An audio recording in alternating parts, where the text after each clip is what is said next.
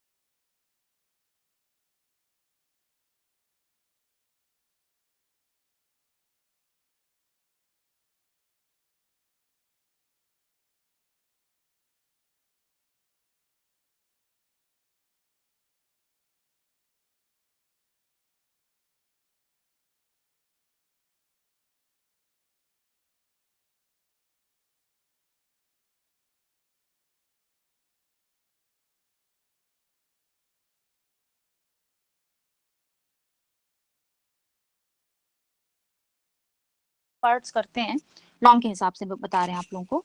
तो अगर एक क्वेश्चन के दो पार्ट्स करते हैं तो आपको एक ही टॉपिक के वो दोनों पार्ट्स होंगे। तो हो सकता है आप लोगों से पूछ सकता है एक पार्ट में कि इंटीग्रेशन का जो एप्लीकेशन है, समाकलन का जो एप्लीकेशन है इकोनॉमिक्स में, आप वो डिस्कस करिए। या और सेकंड पार्ट में आपको कोई क्वेश्चन दे सकता है। तो कुछ टाइप के क्वेश्चंस हम लोग ऑलरेडी डिस्कस कर चुके हैं।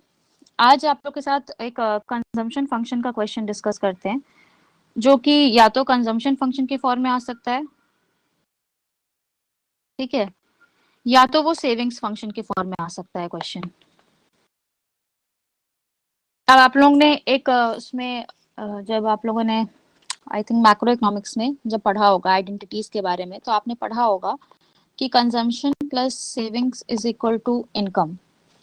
ये आइडेंटिटी पढ़ी है आप लोगों ने, याद है?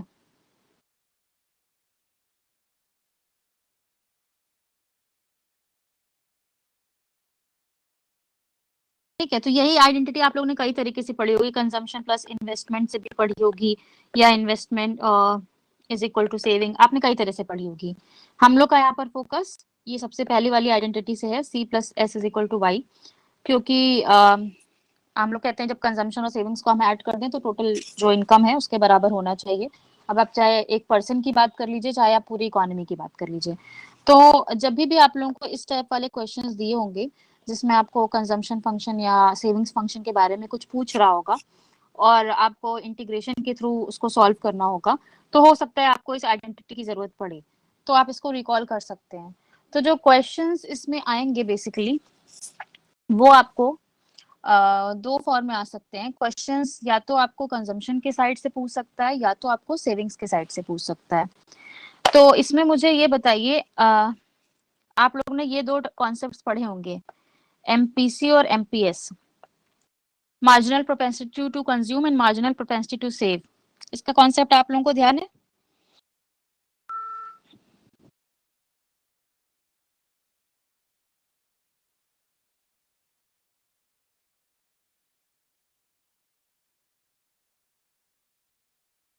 तो एमपीसी अगर मैं कहूँ मार्जिनल प्रोपेंसिटी टू कंज्यूम, तो आप कहेंगे कि ये कंजम्पशन फंक्शन से रिलेटेड है।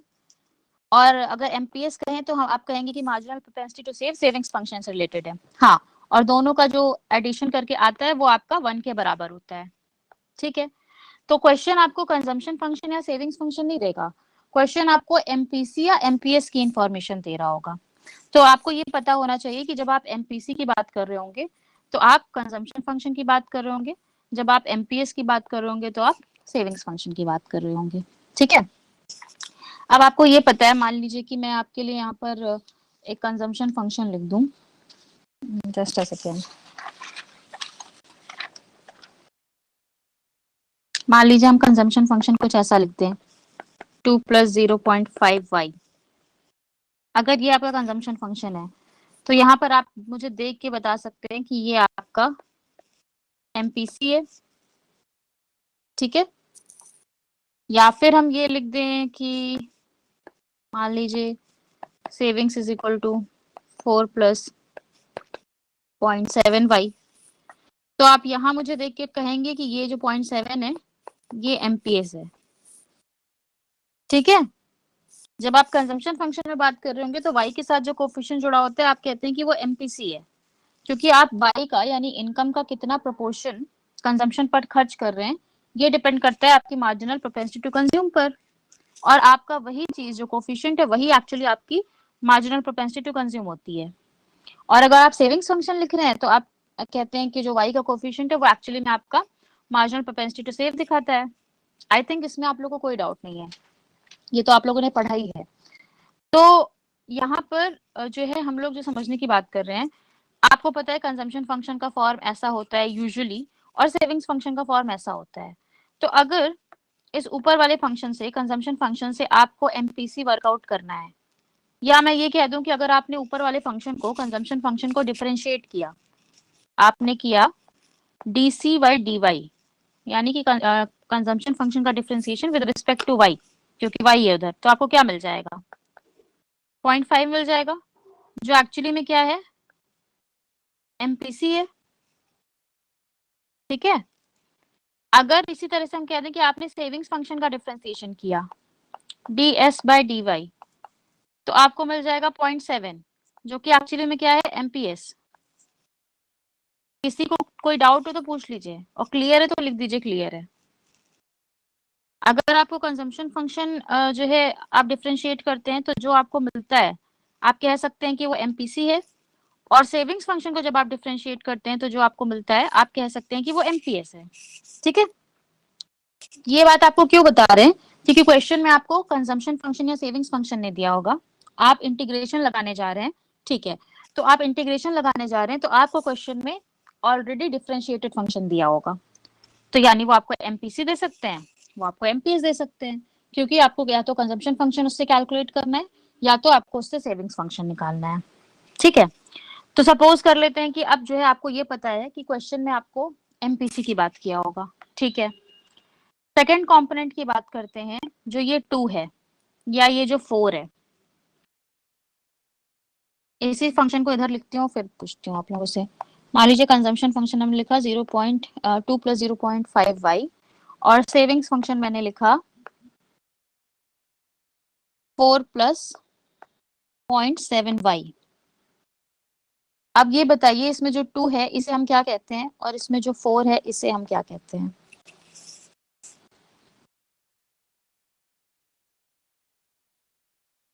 टू के बारे में बताइए क्या कहते हैं। अच्छा, और ये जो 0.5y है इसे क्या कहते हैं? कंजम्पशन के दो पार्ट्स हैं, अलग अलग तरह का कंजम्पशन कहते हैं, आपको हिंट कर रही हूँ।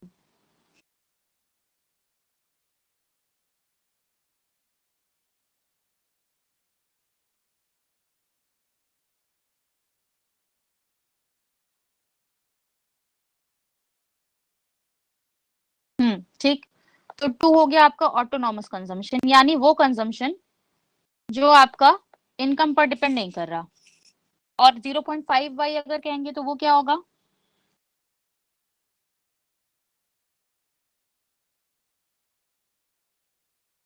ये ऑटोनॉमस कंजम्पशन हो गया। ठीक है, और दूसरा वाला जो है वो कौन सा कंजम्पशन कहलाता है? नहीं, एमपीसी तो सिर्फ 0.5 है, हम 0.5y पूछ रहे हैं, टोटल हम उसे क्या बोलते हैं? Induced consumption.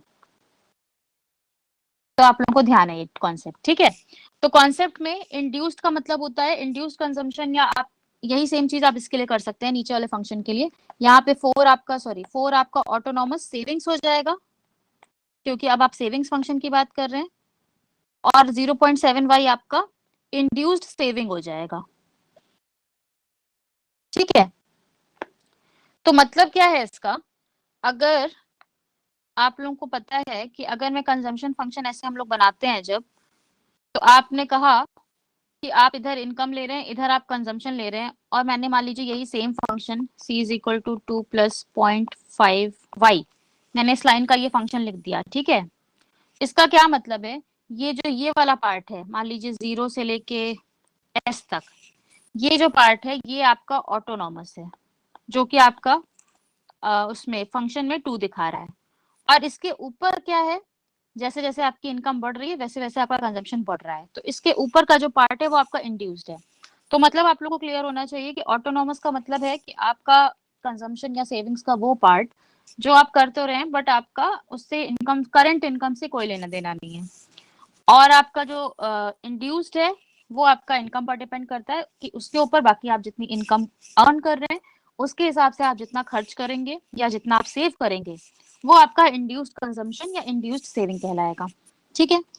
ये सारी इन्फॉर्मेशन मैंने क्यों रिवाइज कराई, क्योंकि क्वेश्चन जब आप लोगों को देगा तो आपको ये सारी चीजें पूछेगा, उसमें सारी चीजें दिया होगा और आपको पता होना चाहिए कि क्या आपको करना है, ठीक है। तो अब आप लोगों को, क्योंकि सारे कॉन्सेप्ट रिवाइज हैं, अब आप लोगों के साथ सीधे क्वेश्चन पर आते हैं।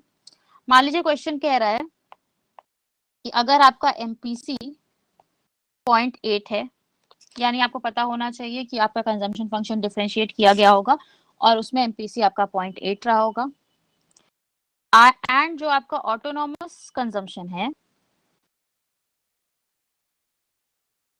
वो है आपका ₹40 व्हेन इनकम इज 0, जब इनकम 0 है तब आपका ऑटोनॉमस कंजम्पशन 40 के बराबर है, 40 के बराबर है। Find the consumption function.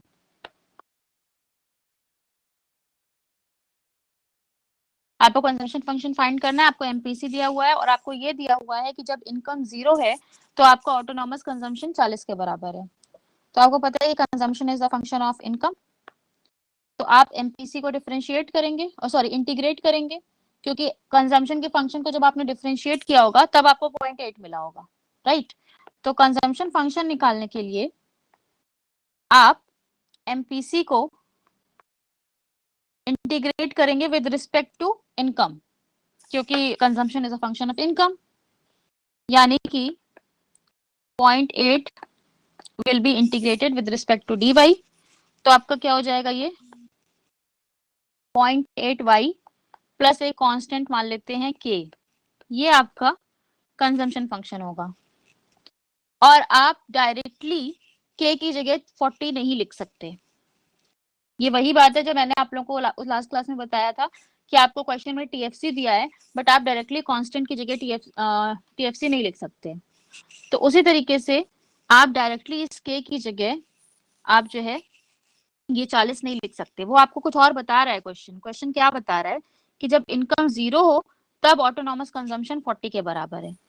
तो अगर इस केस में ये जो आपका आया, हम इसमें इनकम को 0 कर दें तो आपका जो सी कंजम्पशन है यानी कि ये किसके बराबर हो जाएगा, के बराबर।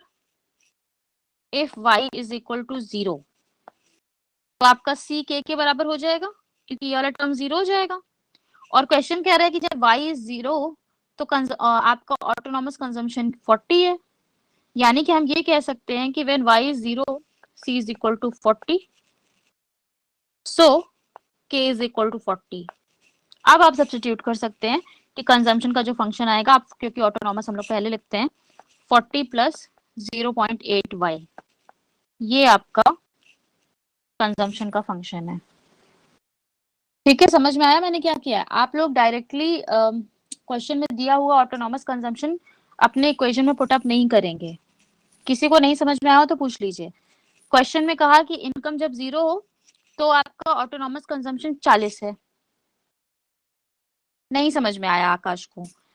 मैंने कहा आप यहां तक समझ में आया जब तक हमने फंक्शन को इंटीग्रेट किया और आगे के लगाया है। आकाश डोगरा, आपको यहां तक समझ में आया जब हमने फंक्शन को इंटीग्रेट करके 0.8y प्लस के किया, ठीक है। अब हमें ये प्रूव करना है कि ये जो k है कांस्टेंट है, ये एक्चुअली में आपका ऑटोनॉमस कंजम्पशन है। ये आप कैसे प्रूव करेंगे, क्योंकि हमें इसकी जगह 40 रखना है, इसलिए हमें प्रूव करना है। हमें पता है कि वो ऑटोनॉमस कंजम्पशन है but we have to prove. तो हम क्या करेंगे, हम ये माने कि अगर आपका फंक्शन आया है c is equal to 0.8y plus के।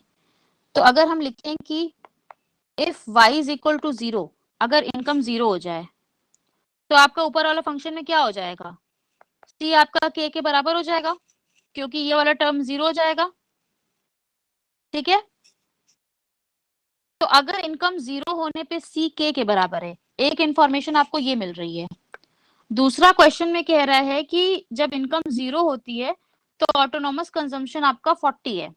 ठीक है, कंजम्पशन फंक्शन के बारे में आपको इंफॉर्मेशन दे रहा है। तो यूजुअल नोटेशन में आपको पता है कि कंजम्पशन आपका क्या होता है, a प्लस बी वाई के फॉर्म में होता है, अगर हम कोई डिजिट्स ना लिखें, जिसमें आपको ये पता है कि ये जो a है ये आपका ऑटोनॉमस कंपोनेंट है, ऑटोनॉमस कंजम्पशन है। क्वेश्चन कह रहा है कि अगर इनकम 0 हो तो ऑटोनॉमस कंजम्पशन 40 है, यानी अगर ये 0 हो जाए, क्योंकि अगर इनकम 0 हो गई तो मतलब ये 0 हो गया, तो सी आपका 40 के बराबर है। लेकिन एक्चुअली में जब इनकम 0 होती है तो सी किसके बराबर है, ए के बराबर है। तो हम कह सकते हैं कि जब इनकम 0 हो तो ऑटोनॉमस कंजम्पशन आपका 40 है, और हमारे इस केस में जब इनकम 0 हो तो हमारा कंजम्पशन के बराबर है। तो वी कैन से कि ये जो के है यही हमारा ऑटोनॉमस कंजम्पशन है, जो कि आपका 40 के बराबर है। इसलिए हम इस के की जगह 40 सब्स्टिट्यूट कर सकते हैं, बिकॉज वी आर प्रूविंग कि ये जो के है यही हमारा ऑटोनॉमस कंजम्पशन है। तो आप अपने कंजम्पशन फंक्शन को मॉडिफाई कर लीजिए और 40 पहले लिख लीजिए, 40 प्लस 0.8y, ये आपका कंजम्पशन फंक्शन आ गया इस फॉर्म में, c is equal to a plus B Y वाले फॉर्म में। अभी क्लियर है?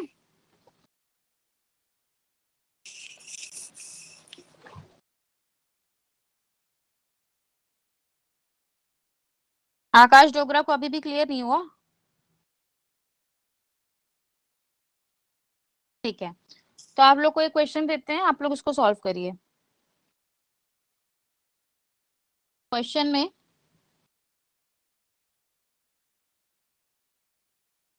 आपको एमपीसी दिया हुआ है, और एमपीसी इस बार थोड़ा चेंज्ड फॉर्म में है। MPC is equal to 0.5 minus 0.001 Y, ये आपका एमपीसी है।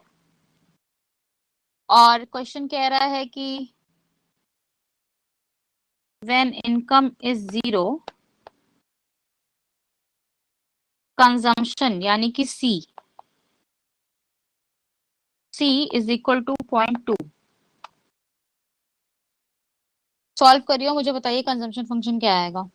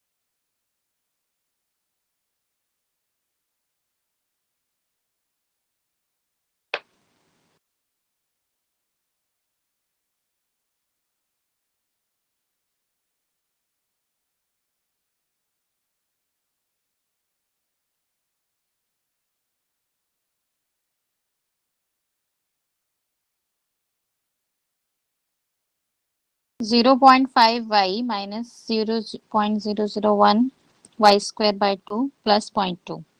ठीक है, कंजम्पशन फंक्शन आपका आ रहा है 0.5 Y minus 0.001 Y square upon 2 plus 0.2, जहां पर आपका ये जो 0.2 है ये आपका ऑटोनॉमस कंजम्पशन को दिखा रहा है, और ये वाला आपका इंड्यूस्ड कंजम्पशन को दिखा रहा है। इंड्यूस्ड, देखिए आपके कंजम्पशन फंक्शन का फॉर्म थोड़ा सा बदल सकता है, जैसे कि इस वाले केस में हुआ है। हाँ, हमारा जो लीनियर कंजम्पशन फंक्शन था वो नॉन लीनियर हो गया है, बट जिस भी टर्म के साथ y जुड़ा हुआ होगा वो सारे टर्म आपके इंड्यूस्ड होंगे, क्योंकि अगर जैसे 0.5 के साथ y लिखा हुआ है, 0.001 वाई स्क्वायर बाय अपॉन 2 है, यानी कि ये जो दोनों कंपोनेंट्स हैं ये आपका इनकम पर डिपेंड कर रहे हैं। y की जो वैल्यू होगी उसके हिसाब से डिसाइड होगा कि इन दोनों टर्म की टोटल वैल्यू क्या बन रही है।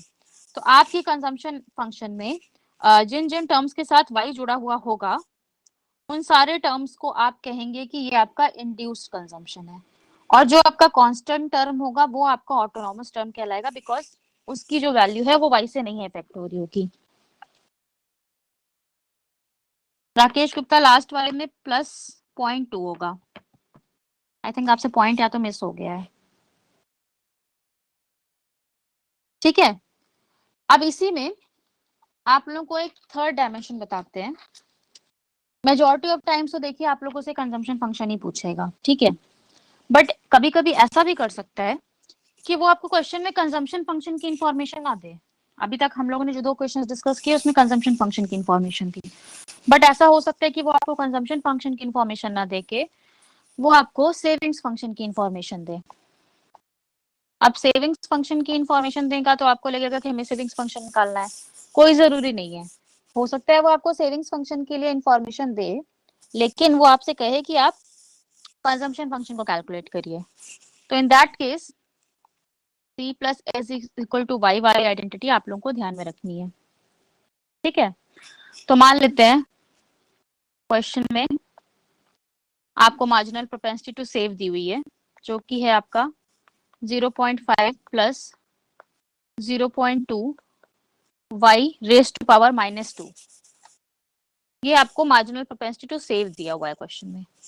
क्वेश्चन कह रहा है find consumption function if consumption is rupees 50.01 when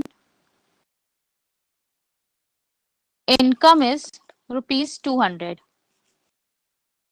question में थोड़ा सा चेंज है, आपको निकालना तो कंजम्पशन फंक्शन ही है, बट आपको information marginal propensity to save के बारे में दी हुई है, और आपको कंजम्पशन फंक्शन में कंजम्पशन की वैल्यू दी हुई है 50.01 जबकि आपकी इनकम 200 है।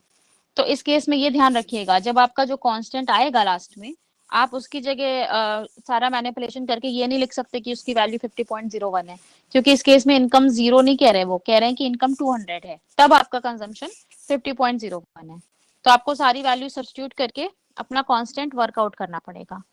तो देखिए आपके पास 2 तरीके हैं यहाँ पर कंजम्पशन फंक्शन निकालने के, या तो आप ये वाली आइडेंटिटी लगाइए c plus S is equal to Y वाली, या फिर आप ये वाली आइडेंटिटी लगाइए जिसमें जो आप लोग ने मुझे अभी बताया था MPC plus MPS is equal to 1। तो इन दैट केस अगर आप MPC plus MPS is equal to 1 लगाते हैं तो आप फंडामेंटल यहीं से चेंज कर लेंगे। आपको एमपीएस दिया हुआ है क्वेश्चन में, अगर इस ऊपर वाले फॉर्मूले से MPC plus MPS is equal to 1 से अगर आपको एमपीसी निकालना हो तो आप क्या करेंगे, 1 माइनस एमपीएस। ठीक है, तो आप ये कर सकते हैं कि आप पहले इस एमपीएस से एमपीसी निकाल लीजिए और फिर आप एमपीसी को इंटीग्रेट कर लीजिए, आप फिर बाकी कंजम्पशन फंक्शन वाला काम कर लीजिए। एक तरीका ये हो सकता है। दूसरा तरीका ये है कि आप इस एमपीएस से सेविंग्स फंक्शन निकालिए। ये एमपीएस कैसे आया होगा, ये एमपीएस किसी सेविंग्स फंक्शन को y के रिस्पेक्ट में डिफरेंशिएट करके आया होगा। ठीक है, तो अगर आप एमपीएस को इंटीग्रेट कर लेते हैं तो आपको मिल जाएगा सेविंग्स फंक्शन, और फिर जब वो सेविंग्स फंक्शन मिल जाए तो जो ये वाली आइडेंटिटी थी c plus S is equal to Y, इसमें से आप c is equal to Y minus S करके कंजम्पशन फंक्शन को निकाल लीजिए, और फिर उसमें जाहिर सी बात है आपको सारी वैल्यूज नहीं पता होंगी, तो फिर आप वर्कआउट करिए और उसको कंजम्पशन फंक्शन के फॉर्म में लेकर आइए। ठीक है, तो हम ये वाला तरीका अडॉप्ट करते हैं, सेकंड वाला। आप चाहें तो पहला वाला कर सकते हैं, आंसर सेम ही आएगा। तो हम लोग सेकंड वाला वे अडॉप्ट करते हैं जिसमें कि सबसे पहले हम इस एमपीएस को इंटीग्रेट करके सेविंग्स फंक्शन निकाल लेते हैं। यानी कि सेविंग्स फंक्शन कैसे आएगा आपका, एमपीएस को आप इंटीग्रेट करेंगे विद रिस्पेक्ट टू वाई, क्योंकि savings is a function of income. तो इंटीग्रेट करेंगे तो बताइए क्या आएगा, सेविंग्स फंक्शन आपका क्या हो जाएगा?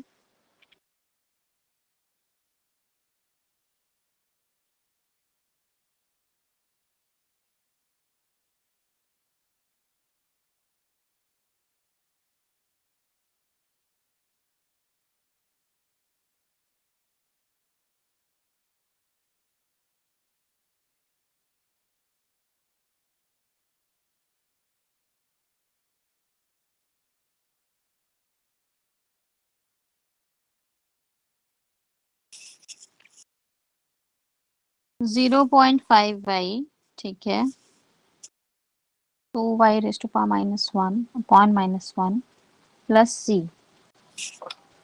यहाँ पे चलिए सी की जगह हम लोग कोई और कांस्टेंट के या कुछ और यूज कर लेंगे, क्योंकि अभी हम कंजम्पशन फंक्शन पे भी काम कर रहे हैं।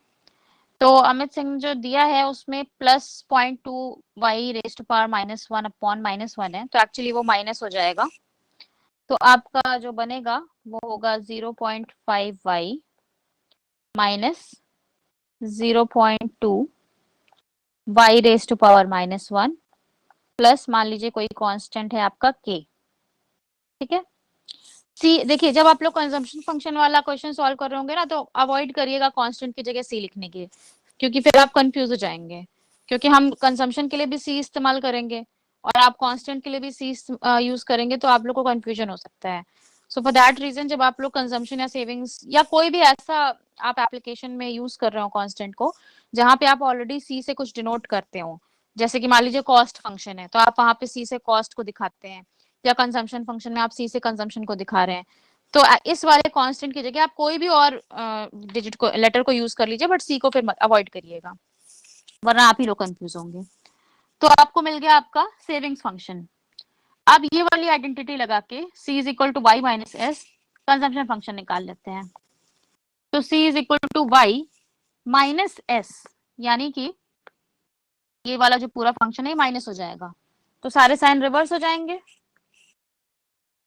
माइनस एस कर रहे हैं ना हम लोग, यानी कि y minus 0.5y minus 0.2y raise to power -1 plus k, that is y minus 0.5y plus 0.2y raise to power -1 minus k।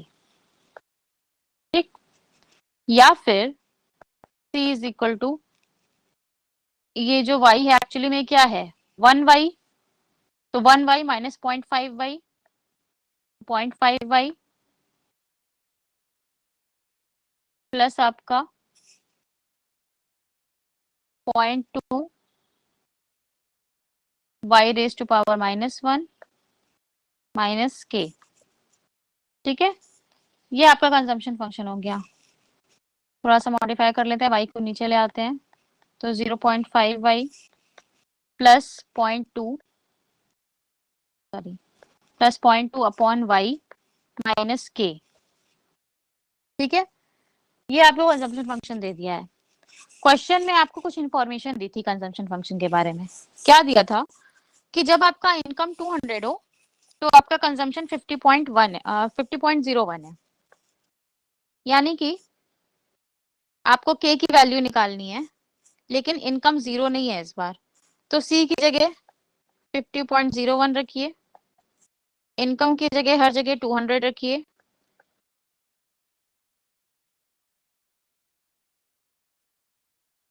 Plus 0.2 upon 200 minus k, या फिर k को इधर लेते आइए और इसको इधर ले जाइए, तो आपका क्या हो जाएगा, k is equal to 0.5 into 200 plus 0.2 upon 200 minus 50.01।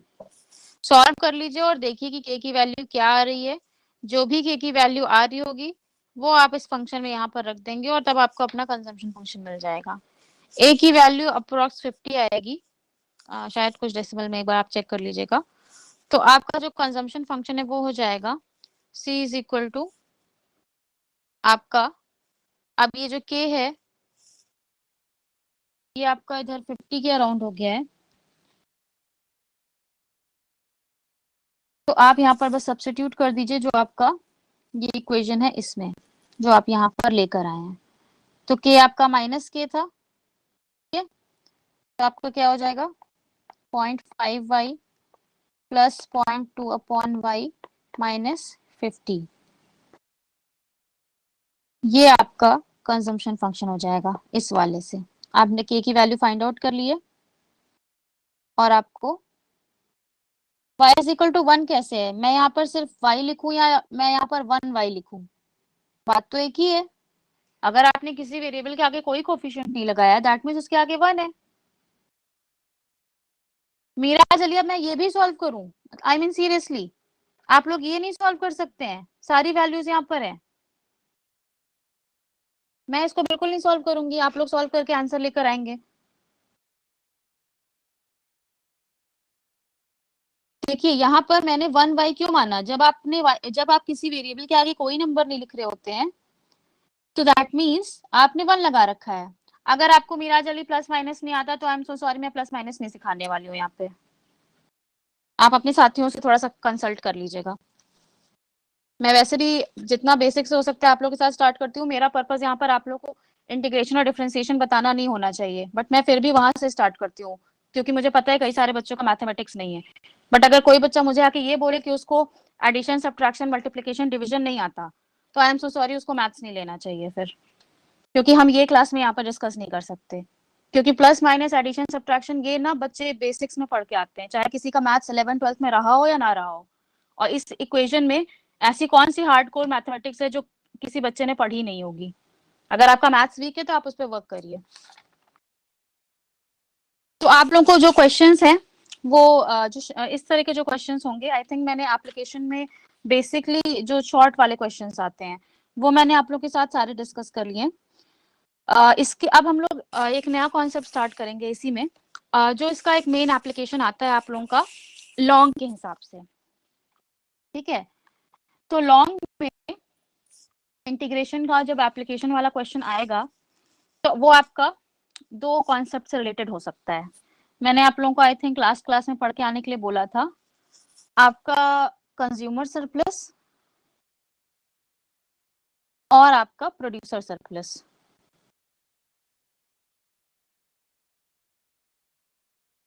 जब भी देखिए अभी तक हम लोगों ने जितना डिस्कस किया है वो सारा ऐसा है कि एक पार्ट में पूछ सकता है, दूसरे पार्ट में कुछ और पूछ सकता है, ठीक है। तो अभी कंज्यूमर सरप्लस और प्रोड्यूसर सरप्लस वाले जो क्वेश्चंस होंगे वो आपके लॉन्ग में आ सकते हैं, ठीक। तो जब लॉन्ग में आएंगे इसमें तो आप लोगों से सिर्फ ये कहे कि आप कंज्यूमर सरप्लस निकालिए या प्रोड्यूसर सरप्लस निकालिए, ये जरूरी नहीं है। वो आपसे कॉन्सेप्ट भी पूछ सकते हैं कि कंज्यूमर सरप्लस क्या होता है और प्रोड्यूसर सरप्लस क्या होता है, ठीक है। तो मैंने आप लोगों को क्योंकि पढ़ के आने के लिए कहा था, तो अब आप लोग बताएंगे कंज्यूमर सरप्लस उपभोक्ता का अतिरेक और प्रोड्यूसर सरप्लस उत्पादक का अतिरेक क्या होता है, शॉर्ट में मुझे समझाइए। ये आप लोगों ने माइक्रो इकोनॉमिक्स में पढ़ा होगा फर्स्ट ईयर में।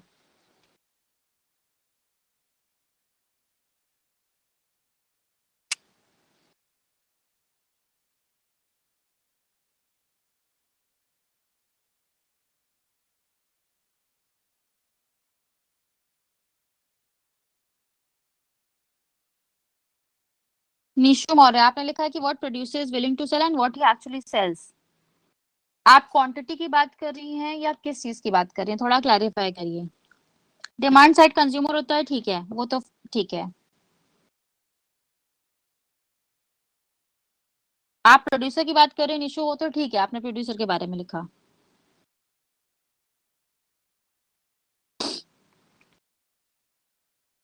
अनुपम आपने जो एपी और एमएपी लिखा है इसको क्लैरिफाई करिए। आप प्रोड्यूसर सरप्लस को एक्सप्लेन कर रहे हैं आई थिंक, तो इसको ओपन करके लिखिए।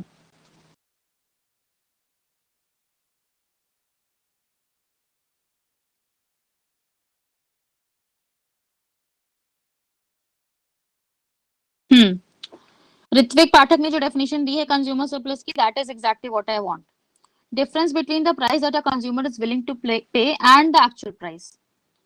और क्योंकि उन्होंने लिखा है कंज्यूमर जो विलिंग टू पे है, वो पहले लिखा है दैट मीन्स हम ये मान के चल रहे हैं कि कंज्यूमर ज्यादा पे करने को तैयार है और एक्चुअल प्राइस कम है, तो आप कह रहे हैं कि दिस इज कंज्यूमर सरप्लस। यानी मार्केट में जब आप जा रहे हैं तो आप कुछ सोच के जा रहे हैं कि आप इस पर्टिकुलर कमोडिटी के लिए इतनी प्राइस देंगे, लेकिन मार्केट में उससे कम पर कहीं पे प्राइस निर्धारित हो चुकी है।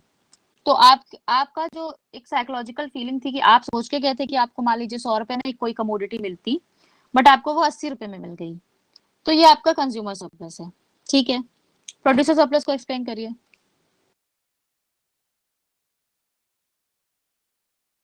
अभी तक मुझे प्रोड्यूसर सरप्लस की एग्जैक्ट डेफिनेशन नहीं मिली है आप लोगों से।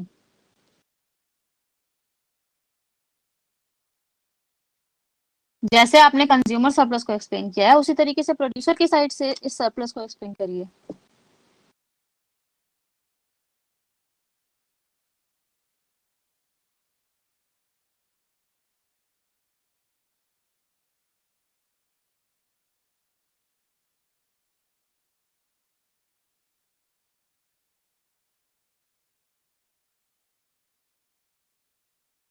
निशु मौर्य, आपकी डेफिनेशन अभी भी अधूरी है, आपने वही सेम डेफिनेशन मुझे लिख के भेजी है।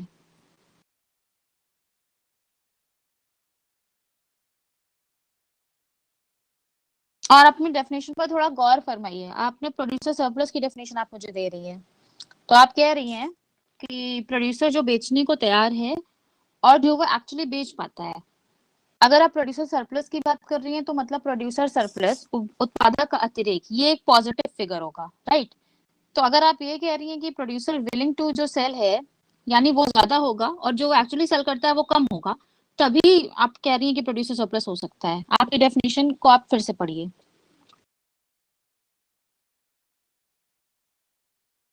नहीं प्रबोधनी, ये डेफिनेशन सही नहीं है। Total amount that a producer benefits, आप ये जो बोल रही है ना, ये प्रोड्यूसर का प्रॉफिट है। हाँ, अनुपम की डेफिनेशन सही है। एक्चुअल जो प्राइस होगी मार्केट में और जो मिनिमम एक्सेप्टेबल प्राइस होगी किसको, प्रोड्यूसर को। If producer is willing to sell the commodity at a lower than the market price, ये भी ठीक है। अगर देखिए, जैसे कि कंज्यूमर का विलिंगनेस टू पे है कि वो कुछ सोच रहा है कि वो इतना कम से कम पे कर देगा इस कमोडिटी के लिए, और उसको उससे कम पे करना पड़ता है मार्केट में जाके, तो वो उसका सरप्लस हुआ। इसी तरीके से प्रोड्यूसर सोचता है कि एटलीस्ट उसको इतना तो मिल जाएगा अपनी कमोडिटी के लिए। मान लीजिए उसने कहा कि उसको एटलीस्ट 50 रुपए तो मिल जाएगा अपनी हर यूनिट ऑफ कमोडिटी के लिए, पर मार्केट प्राइस निर्धारित कहाँ होती है, 80 रुपीज में, तो उसको 30 रुपए पर यूनिट ज्यादा मिल रहा है। तो ये उसका प्रोड्यूसर सरप्लस है, यानी विलिंगनेस टू गेट या विलिंगनेस टू रिसीव जो था उसका, उससे ज्यादा उसको मिल जा रहा है मार्केट में।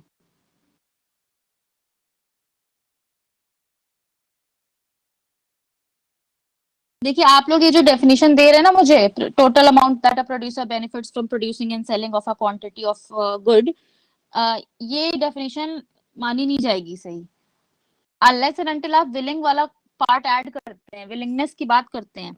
जब तक आप विलिंगनेस की बात नहीं करते तब तक आप सरप्लस का कॉन्सेप्ट को समझा नहीं पाएंगे, क्योंकि सरप्लस का जो कॉन्सेप्ट है ना, अतिरेक का कॉन्सेप्ट, वो एक साइकोलॉजिकल कॉन्सेप्ट है। एक एक ही टाइम पीरियड में एक ही कमोडिटी के लिए एक ही मार्केट में अलग अलग कंज्यूमर्स के लिए कंज्यूमर सरप्लस अलग अलग हो सकता है, या अलग अलग प्रोड्यूसर के लिए प्रोड्यूसर सरप्लस अलग अलग हो सकता है। और ये डिफरेंस कहाँ से आता है, विलिंगनेस से। कौन कितना पाना चाहता है या कौन कितना देना चाहता है, तो ये हर पर्सन का एक अपना इंडिविजुअल उसका बिहेवियर है। तो आप जब भी सरप्लस को एक्सप्लेन कर रहे हैं, आपको विलिंगनेस वाला पार्ट डालना पड़ेगा। हाँ, कंज्यूमर जिस प्राइस पर खरीदने को तैयार है और प्रोड्यूसर जिस प्राइस पर बेचने को तैयार है, ये जो है, यहां से आप पैमाना सेट कर रहे हैं मार्केट प्राइस से डिफर करने का। अब मान लीजिए एक ही मार्केट है, उसमें एक प्रोड्यूसर एक कंज्यूमर सोच के जाता है कि वो एट द मैक्सिमम 100 रुपए देगा किसी कमोडिटी का। उसी सेम कमोडिटी का उसी सेम मार्केट में कोई दूसरा कंज्यूमर सोचता है कि मैं 90 रुपए से ज्यादा इस कमोडिटी का नहीं दूंगा। तो दोनों की विलिंगनेस टू पे अलग अलग हो गई। एक सोच रहा है कि वो 100 रुपए से ज्यादा नहीं देगा, एक सोच रहा है कि वो 90 रुपए से ज्यादा नहीं देगा। लेकिन जो मार्केट प्राइस है वो तो कहीं एक ही पॉइंट पर निर्धारित होगी, और वो मार्केट प्राइस मैंने आपसे कहा कि 80 रुपए पर निर्धारित हो गई। तो एक कंज्यूमर के लिए उसी मार्केट में उसी कमोडिटी के लिए कंज्यूमर सरप्लस 20 का हो गया, और उसी दूसरे कंज्यूमर के लिए उसी मार्केट में वो 10 का हो गया, क्योंकि एक सोच के गया था कि वो 100 में खरीदेगा तो उसको 80 में मिल गया, दूसरा सोच के गया था कि वो 90 में खरीदेगा, उसको 80 में मिल गया। तो एक का डिफरेंस 20 का बन रहा है, एक का डिफरेंस 10 का बन रहा है। कुछ भी नहीं बदला है, सिर्फ जो बदला है वो ये कि कंज्यूमर बदला है। हम अलग अलग कंज्यूमर की बात कर रहे हैं जिन्होंने अपनी साइकोलॉजी के हिसाब से अलग अलग विलिंगनेस टू पे अपना डिसाइड किया था।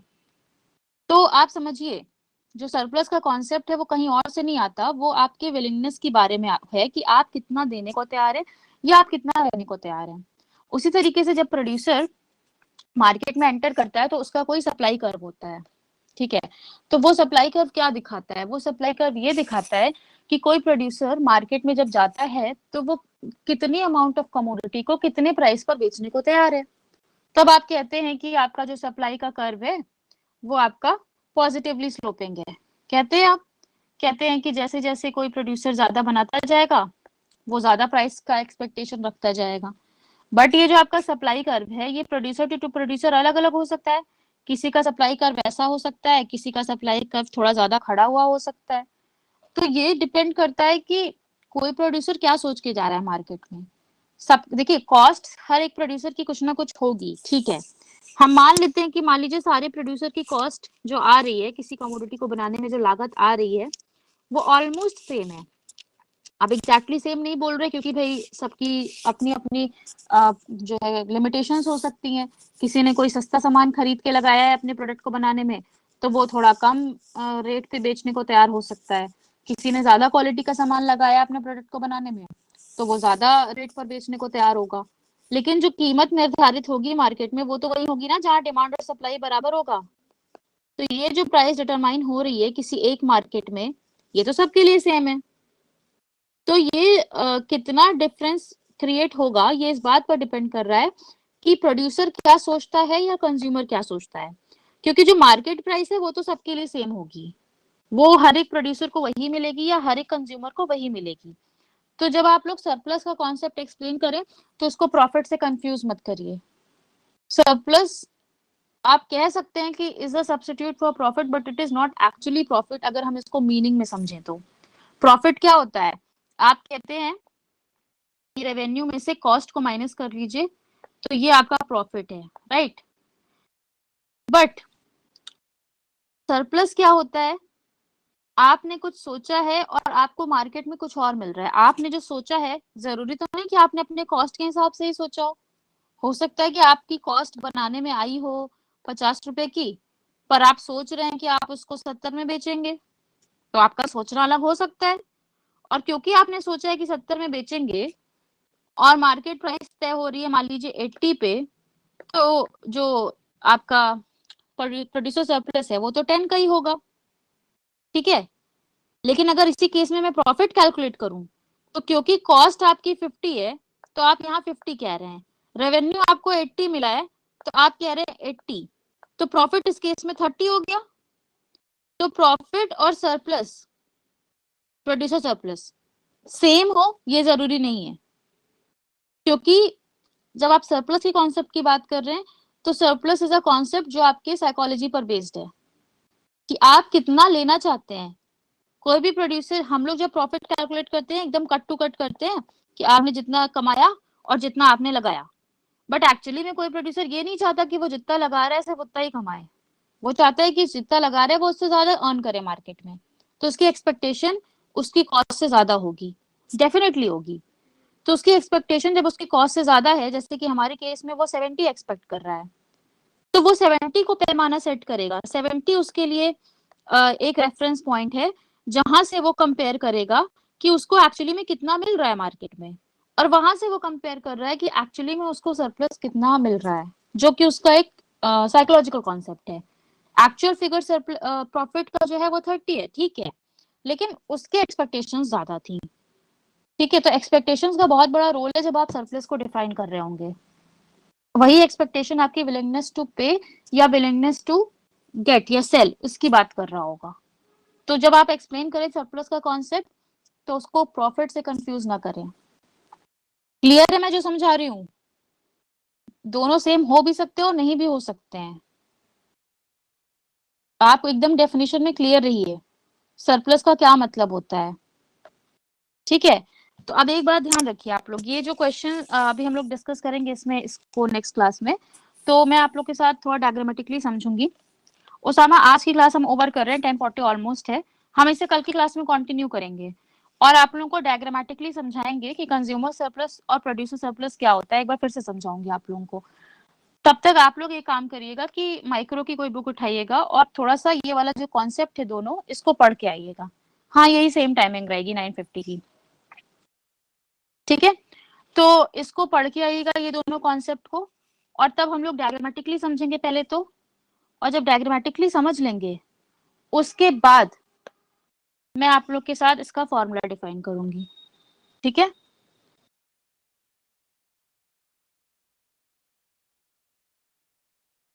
इकोनॉमिक्स में 5 पेपर नहीं, आप लोग को 4 पेपर देने हैं। जो पहले 3 पेपर कंपलसरी है, और जो चौथा पेपर है और जो 5वां पेपर है, उसमें आपको चॉइस है। आप या तो थॉट का दीजिए या तो मैथ्स का दीजिए, तो ये दोनों में से कोई ऑप्शन है आपका। कल क्लियर करूंगी ओसामा आपको, difference between surplus and profit. तब तक आप लोग ये करिएगा बस कि बुक से एक बार कंज्यूमर सरप्लस और प्रोड्यूसर सरप्लस को पढ़ के आइएगा, तब आप लोग को थोड़ा सा ज्यादा क्लियर होगा। हम लोग डायग्रामेटिकली डिस्कस करने के बाद मैं फॉर्मूले पर आऊंगी, क्योंकि हम लोग मैथ्स में डिस्कस कर रहे हैं, तो हमें फॉर्मूले से मतलब है, हम लोग को डायग्राम नहीं दिया होगा। आकाश डोगरा, आप लोग का पेपर ऑनलाइन होना है, ठीक है। तो ये जो आपका थॉट वाला और मैथ्स वाला जो पेपर है, ये आपको एक ही दिन पर एक ही टाइम पे मिलेगा। तो अब आप देख लीजिए कि आपको दोनों पेपर अपलोड करने हैं या एक पेपर अपलोड करना है। डिस्क्वालीफाई भी हो सकते हैं आपके दोनों पेपर, तो सोच समझ के करिएगा। कब तक पढ़ाऊंगी मैं, मिराज अली? इस क्वेश्चन का सिग्निफिकेंस क्या है? क्यों पूछ रहे हैं आप ये बात, ये मुझे बताइए। सूर्य प्रताप सिंह बघेल, हम लोग जो डिस्कशन कर रहे हैं क्लास में, इस तरह के जो भी क्वेश्चंस आपको अनसॉल्व में मिलेंगे वो सारे इंपॉर्टेंट हैं। तो आप अनसॉल्व में देख लीजिए, हम लोग जिस तरह के क्वेश्चंस डिस्कस कर रहे हैं, आप लोग उसके हिसाब से वो कर सकते हैं अपना प्रिपरेशन। लास्ट क्लास तब होगी मिराज अली जब मेरा सिलेबस कंप्लीट हो जाएगा।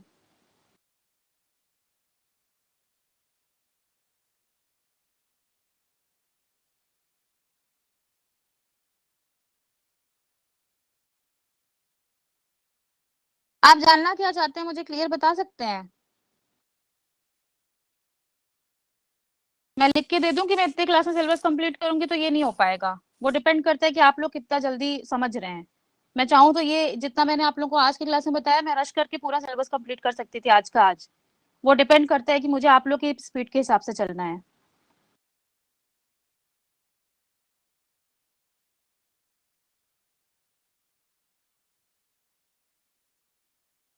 आप लोग साथ साथ क्वेश्चंस देखते जाइएगा, हम लोग जिस तरह के लगा रहे हैं। और अगर इस तरह के क्वेश्चंस में सॉल्व करने में कोई दिक्कत आ रही होगी, तो फिर हम लोग डिस्कस कर लेंगे इसको। आंसर में बहुत क्वेश्चंस है, लेकिन सारे क्वेश्चंस ऑलमोस्ट बहुत एक ही जैसे हैं। मतलब ऐसा नहीं है कि आपको अलग अलग तरह के बहुत सारे क्वेश्चंस मिल रहे हैं। तो हर एक टाइप का एटलीस्ट एक क्वेश्चन तो आप लगाइए, उसको आपको आना चाहिए लगाने के लिए, बिकॉज आपको नहीं पता कि एग्जाम में कैसा क्वेश्चन पूछेगा। तो अनसॉल्व को यूज करने का तरीका ही यही है कि आप शॉर्टलिस्ट करिए कि किस किस टाइप के क्वेश्चंस आए हुए हैं अनसॉल्व में, और उस तरह के सारे क्वेश्चंस प्रैक्टिस करिए। आप लोग मैथ्स में तो प्रैक्टिस ही है सब कुछ।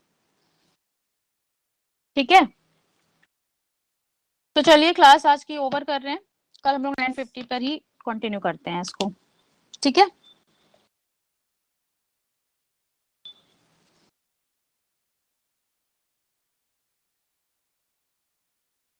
चलिए ओके फिर।